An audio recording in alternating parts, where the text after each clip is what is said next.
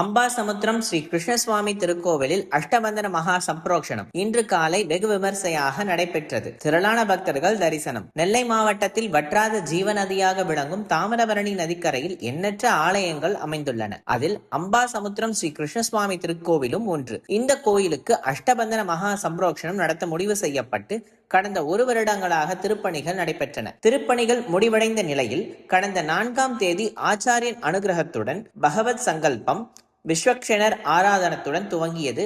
அதனைத் தொடர்ந்து யாகசால பூஜைகள் சிறப்பாக நடைபெற்றன. கும்பாபிஷேக தினமான இன்று காலை விஸ்வரூப தரிசனம், கோபூஜை, ஹோமங்கள் நடைபெற்று மகா பூரணாகுதியும் நடைபெற்றது.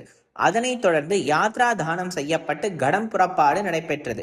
ஸ்ரீ ருக்மிணி சத்யபாமா சமேத ஸ்ரீ கிருஷ்ணசுவாமி விமான மூலஸ்தானம் மற்றும் பரிவார மூர்த்திகள் மகா சம்பரோக்ஷணம் வெகு விமர்சையாக நடைபெற்றது. அதனைத் தொடர்ந்து பிரம்மகோஷம், வேதவித்து பிரபந்த பாராயணம், கோஷ்டி, தீர்த்தம், பிரசாதம், மரியாதை நடைபெற்று வந்திருந்த பக்தர்கள் அனைவருக்கும் அன்னதானமும் வழங்கப்பட்டது.